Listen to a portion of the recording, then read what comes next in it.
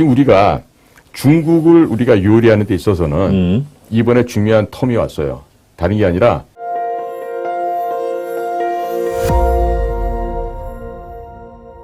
예, 지금 아주 시야가 넓게 우리가 지금 문재인 이재명의 대북성공 관련해서 미국이 주시하는 이유, 또 관타나모, 지금 한국 법정에 쓰는 것은 물론 미국 법정에도 쓸 가능성에 대해서 쭉 설명을 해 주셨는데요. 중국 얘기가 잠깐 나왔습니다. 중국 얘기가 나왔는데 이른바 중국이 지금 시진핑이 거의 시황제, 진시황제처럼 거의 종신 집권이 유력하다 하는 얘기까지 나와 있는데요. 자, 한국으로서 물론 한미일 삼각 공조 체제가 어느 때보다도 중요하다고는 하는데 중국도 사실은 우리가 무시해서는 안 될, 무시할 수가 없는 그런 그 G2 세계 양강 체제 아니겠습니까? 자, 중국 관련 우리는 대중국 문제, 대중국 외교를 어떤 스탠스를 취해야 할 건지요. 우리 중국 쪽에서도 활동을 많이 하셨는데 우리 공 작가님 생각은 어떻습니까? 중국 문제 어떻게 우리가 헤쳐나가야 됩니까? 중국 요리를 어떻게 해야 맛있게 먹을 수 있습니까? 지금 사우디아라비아하고 이란하고 지금 화해를 했다. 이런 게 지금 며칠 전에 나왔죠. 보도가 됐죠. 네. 봤더니 중재를 중국에서 한 거예요. 하면 푸틴이 할 줄 알았거든요. 이 시진핑 쪽에서 한 거예요. 자, 그럼 중국이 왜 이란과 사우디아라비아가 화해하도록 중재를 했을까? 지금 말입니다. 중국의 생명선은 1대1로 원 로드 원 벨트라고 하는 저 시진핑의 야심찬 계획에 다 포함이 돼 있었는데 네. 그 1대1로 계획이 지금 저쪽에 실론 쪽에 인도 밑에 있는 그 실론 있잖아요. 실론. 예. 네, 스리랑카. 예. 예. 거기서도 지금 거의 뭐 항구도 뺏고 철로도 뺏고 다 하는 걸로 알았다가 이제 스리랑카에서 이제 베제라 그런 데 들어놓았죠.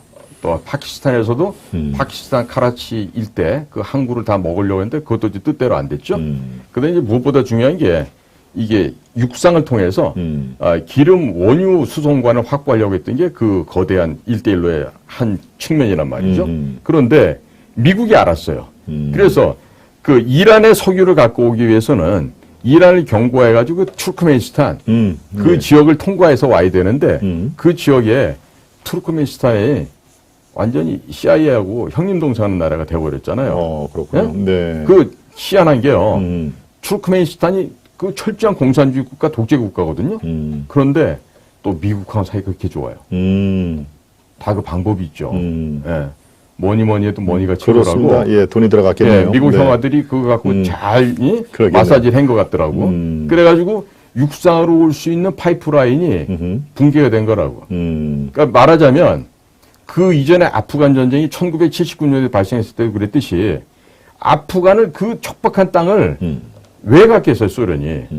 미국이 거기 가스 석유를 다 독차지하려고 했기 때문에 그거 제재하려고 들어갔던 거였거든요. 근데 지금 역으로 이제 중국이 그 지역을 먹기 위해서 그 일을 벌리고 해상으로 보니까 말레카협에 미국 함대가 있네. 이 미국 애들이 쳐다보고 있으니까 늘 불편하네. 근데 동진아에 건너서다 보니까 클라크 공군기지 수빅만 미군 애들이 또 와 있네.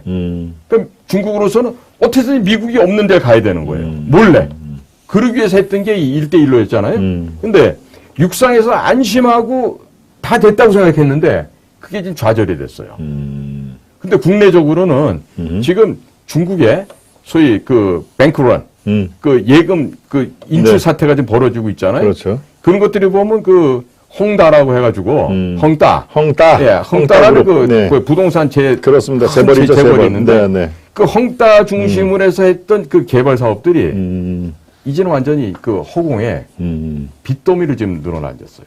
무슨 얘기냐면 건물을 100만 원을 지었잖아요. 그럼 100만 원보다 더 많은 사람들이 와가지고 서로 경쟁해가지고 청약하고 막 해서 그렇죠. 프리미엄도 붙고 해야 되는데 그게 아니라 100만 원 지었는데 들어갈 놈이 10만도 없어요. 그럼 나머지 90만 원 어떻게 돼요? 빈집으로 있어야 된다고요. 그렇겠죠. 근데 그런 식의 지금 중국 내부에서의 지역 개발이 지나간 10수년 동안 계속 진행해 오면서 이게 거짓말에 거짓말, 가짜에 가짜가 더해지면서 중국 내수 경기가 지금 완전히 바닥이 나버렸어요. 그래서 우리 공유경제라고 얘기하면서 시진핑 정권에서 다 같이 향유하자. 그야말로 공산주의죠. 예? 이전에도 보면 중국에서는요, 有中国特色的社会主义라고. 특색, 중국 특색을 구비한 사회주의다 그랬어요. 그래서 그 사람들의 등소평의 노선을 걸었을 때는 그나마도 도광양해를 하면서 본연의 모습을 숨기고 그리고 음흠하게 우리 아직까지 어리숙해요, 못났어요 이렇게 하면서 그 빛을 숨기고 하다가 이게 급기야는 나 이 정도 쎄, 할 수 있어 이러면서 고개를 쳐든 게 시진핑 때 와서 이렇게 됐다. 그렇죠. 그래서 뭐 천인계획이다, 메이드 차이나 2025다 해가지고 2025년이 되면요 전 세계에 첨단 분야의 10개를 이렇게 그룹핑을 해서 네. 우주항공, 교통통신, 의료, 농업, 기계, 뭐 의학 등등 해서 10개 그 어마어마한 그 산업군을요 중국이 다 세계 톱 10에다 올리기로 돼 있었어요. 그랬다가 철퇴를 맞은 게 그 트럼프 행정부 때의 그 무역 갈등 아니었어요? 그렇습니다. 근데 트럼프라고 하는 사람도 워낙에 중국의 그 뭡니까 그 옛날에 그 손자병법이나 중국의 고전을 많이 읽은 사람이 돼가지고 그 트럼프는 중국을 너무 잘 알거든요. 응? 그런데다가 당신 또 나바로라고 하는 백악관 내 그 경제 담당하는 그 국장님께서 굉장한 또 그 중국에 대한 그 강경자였고 그다음에 또 마이크 폼페오. 시의장 하다가 국무장관까지 했죠. 그러니까 이런 자들이 그 트럼프의 참모진을 형성했는데 뿐만 아니라 아직도 FBI 장을 하고 있는 크리스토퍼 레이 이런 FBI 장들도 굉장히 중국에 대해서 미국의 자산을 훔쳐가는 것에 대한 경각심을 올렸고 또 거기에 대한 또 방첩을 굉장히 강화시켰단 말이에요. 자, 그러다 보니까 잠깐 바이든 정권으로 넘어가서 지금 바이든이 원래 중국하고 친했으니까 그리고 또 그 아들을 통해서 그동안 그 이렇게 뒤로 건넨 돈이 수천만 달러예요. 그러니까 이제 우크라이나나 중국으로서 받은 그 바이든의 아들 헌터 바이든의 그 비리가 지금 연이 이미 다 공개가 돼서 아마 제가 전망하기에는 바이든 행정부가 다음번 내년도 선거에 네. 매우 어려워질 거라고 생각이 들고요. 예, 네. 반대로 플로리다 마라라고에 있는 트럼프 내지는 아니면 그 플로리다 주지사는 드산티스라든지 아니면 또 심지어는 뭐 마이크 폼페오도 또 유력한 대통령 후보로 등극할 수도 있고 또 공화당으로 그게 넘어갈 수 있을 거라고 생각이 들어요. 자, 그러니까 지금 우리가 중국을 우리가 요리하는 데 있어서는 이번에 중요한 텀이 왔어요.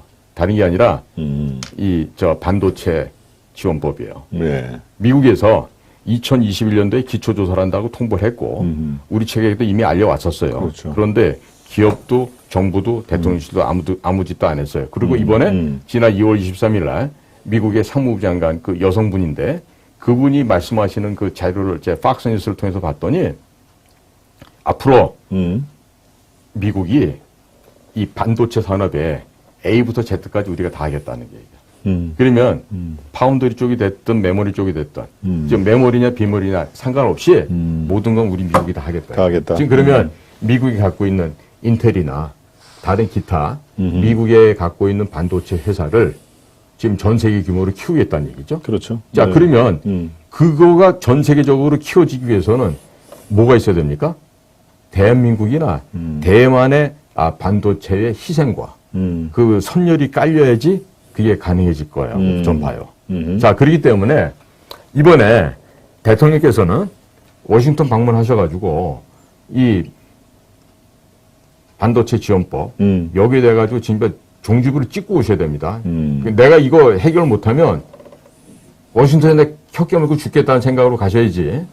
그러니까 이게 바로 중국 요리할 수 있는 기회가 왔다고 보는 거예요. 자, 제가 왜 중국을 요리할 수 있느냐? 네.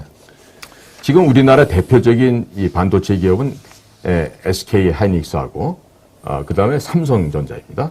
그러면 양사가 대부분 중국 지역에서 낸드 플래시라든지 또 다른 메모리 칩을 약간 좀 떨어진 건 지금보다 떨어지지만 지금 3나노 칩을 개발하는 UAB 장비에 비하면 좀 떨어져 있어요. 그런데 그럼에도 불구하고 범용 제품, 중저가 제품에 활용하기에는 여전히도 필요하고 또 군사 장비에서도 범용으로 쓸 수 있는 그런 반도체 칩들입니다. 자, 그런데 이거를 지금 삼성이나 SK가 철수를 해야 돼 철수를 못 해요. 저는 여기에 요런 그 배우도 있을 거라는 생각이 들어요. 뭐냐? SK나 삼성에서 이 대관 업무를 하는 그런 애들이 있어요.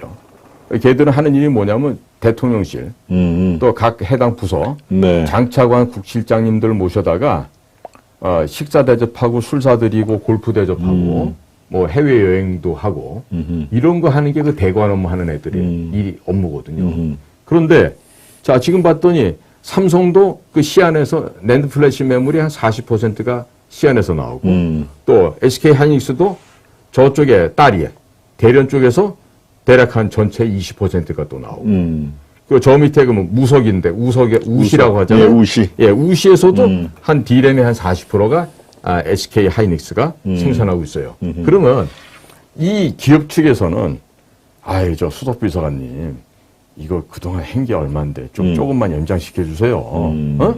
미국하고 뭐 이거 하는 것도 좀 적정선에서 하고요. 왜냐하면 이자들이 단견을 가지고 멀리를 내다보지 못하고 눈앞에 있는 떡만 생각한 거죠. 그러니까 지나간 시간 동안에 호송소해라는 거예요. 이 점에 있어서는 대통령께서도 우리 그 관련된 부서, 그 다음에 또 그 수석 비서관들 중에서 과학기술에 이런 거 담당하는 사람도 있을 거 아니에요. 네.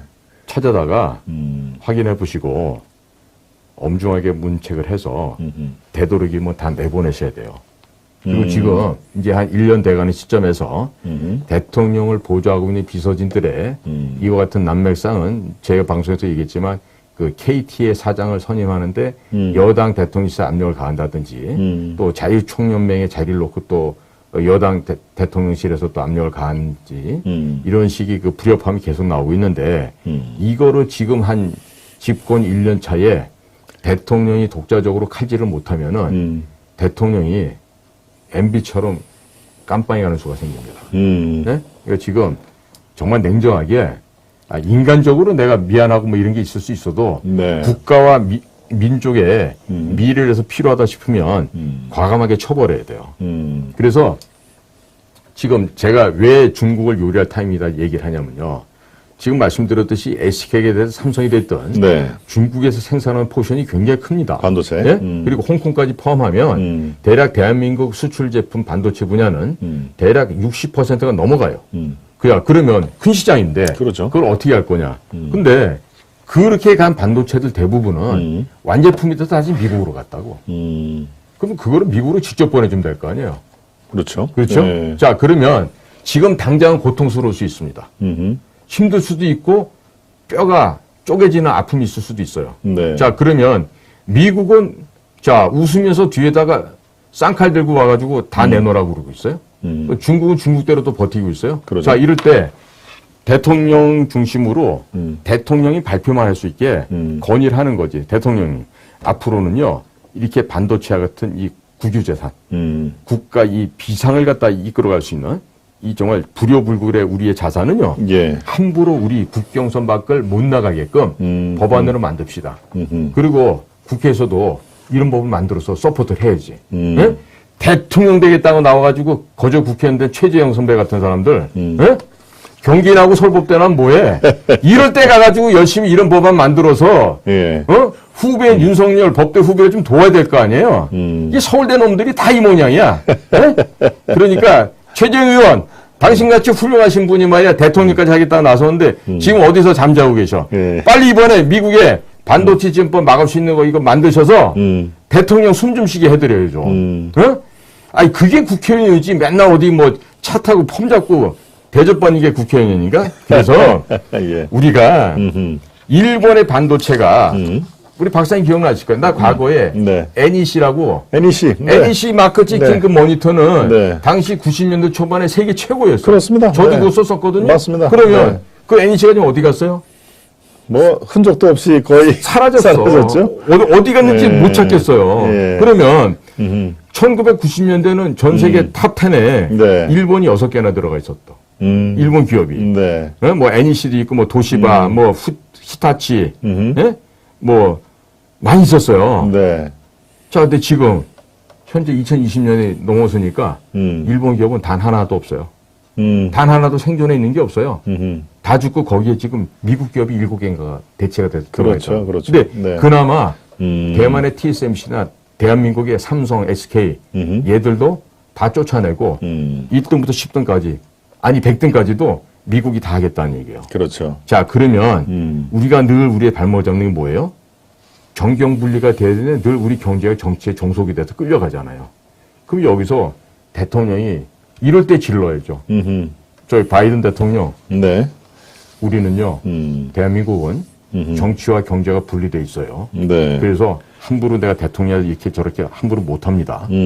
그러니까 자꾸 이렇게 일본한테 하듯이 뭐 보조금 받아라, 뭐 회계장 뭐 열람시키게 뭐 공개해라. 이 도대체 공산주의 사회에서나 있을 만한 일인데 이거 미국에서 이게 가능한 얘기입니까? 예. 점잖게 얘기하시면서 거절을 하시고 앞으로요 우리가 중국에 있는 것도 다 빼올게. 당신들이 걱정하는 게 중국 문제 아니야. 중국이 가질까봐 그런 거니까 그러면 중국에 있는 공장도 다 철수시켜서 우리만 만들어서 너희들만 줄게. 그 대신에 우리 거는 비싸게 사가셔.